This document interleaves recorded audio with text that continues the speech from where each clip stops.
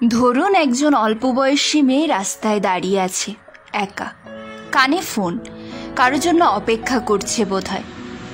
আচ্ছা ধরুন আপনি শুনলেন ও বলছে কি হলো, কখন আসবে আর কতক্ষণ অপেক্ষা করব।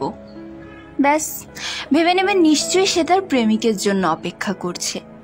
কিংবা কেউ একজন ধরুন খুব চেনা পাড়ার কোনো অল্প বয়সী কেউ রাস্তা দিয়ে হাঁটতে হাঁটতে ফোনে কথা বলছে মৃদু স্বরে।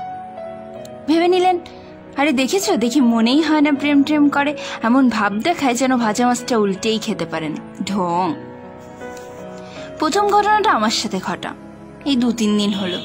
মায়ের জন্য অপেক্ষা করছিলাম, মাকে ফোন করছিলাম বাসা থেকে কখন বেরোবে। তুমি মানে প্রেমিক অথবা প্রেমিকা, লজিকটা কি? গুরুতর। ছোট থেকে একটা ভয়ানক ব্যাধিতে আক্রান্ত পরিবারের পর পরিবার। ব্যাধিটার নাম লোকে কি বলবে।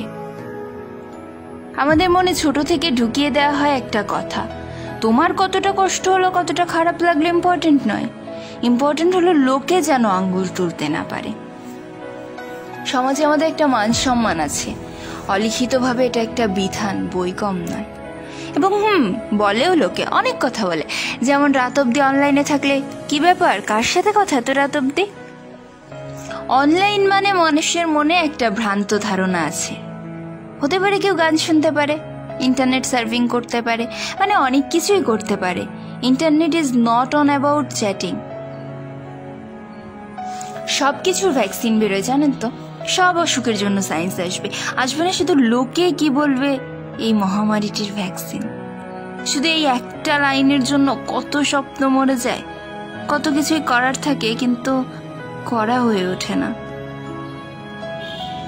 অভিনয় করার দক্ষতা ছিল হয়তো কারোর, কেউ বা মডেল হতে পারত, কিন্তু মিডল ক্লাস ফ্যামিলি তো, লোকে কি বলবে। যার একদিন স্টেজ কাঁপানোর কথা ছিল সে হয়তো এখন বদ্ধ গুমোট ঘরে বসে ফাইল চেক করে। একটা মেয়ে বোধহয় বেঁচে যেতে পারতো ভীষণ অত্যাচারী একজন স্বামীর হাত থেকে, কিন্তু লোকে কি বলবে বিবাহিত মেয়েকে ফেরত আনলে। এর চাইতে বোধহয় ভালো পেপারে নাম ওঠা বধূ হত্যার। একটা ছেলে বোধহয় আরেকটু ভালো থাকতে পারতো ক্রিকেটের ময়দানে ছক্কা মেরে, কিন্তু সময় লাগবে যে একটু প্রতিষ্ঠিত হতে। লোকে কি বলবে। ছেলেটা এখন কম্পিউটারের সামনে বসে থাকা আইটি সেক্টরের বদ্ধ কাচের ভেতর। যার আকাশ নিয়ে কারবার ছিল সে আজ আকাশ দেখে না। যে মানুষটার সাথে সম্পর্কটা পরিণতি পেলে জীবনটা হয়তো অন্যরকম হতো, আজ এত বড় উন্নতি পৃথিবীর কোথাও না কোথাও সম্পর্কটা কেউ মেনে নেয় না পরিবার। কারণটা একটাই, লোকে কি বলবে। কখনো কখনো নিজের জীবন, নিজের স্বপ্ন, নিজের সবটা দিয়ে কিনে নিতে হয় সমাজটাকে। ঘরের বউ বেশি অনলাইন থাকলে লোকে বলে, মধ্যবয়সে সে লাল শাড়ি পরলেও লোকে বলে, একটু উঁচু স্বরে কথা বললে আবার লোকে বলে, দেরিতে বিয়ে হলেও লোকে বলে, 1000টা পড়াশোনার গণ্ডি পেরিয়ে চাকরি না পেলে লোকে বলে। ছেলে বন্ধুর সাথে কথা বললে তো অবশ্যই লোকে বলে এবং বলবেও।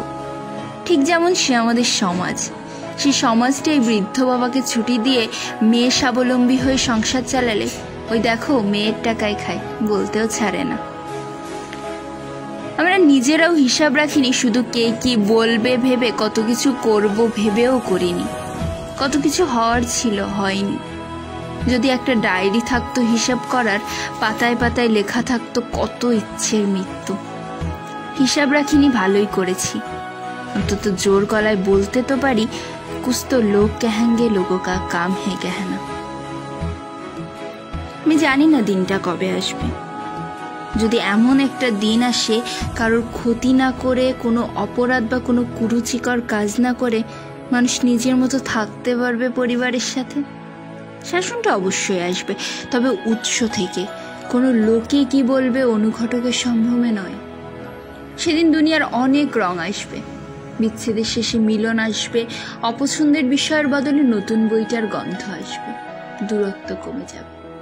শুধু ভ্যাকসিনটা আনতে হবে, আনাটা মুশকিল, কারণ রোগটা যখন মনে, সায়েন্স সেখানে অসহায়।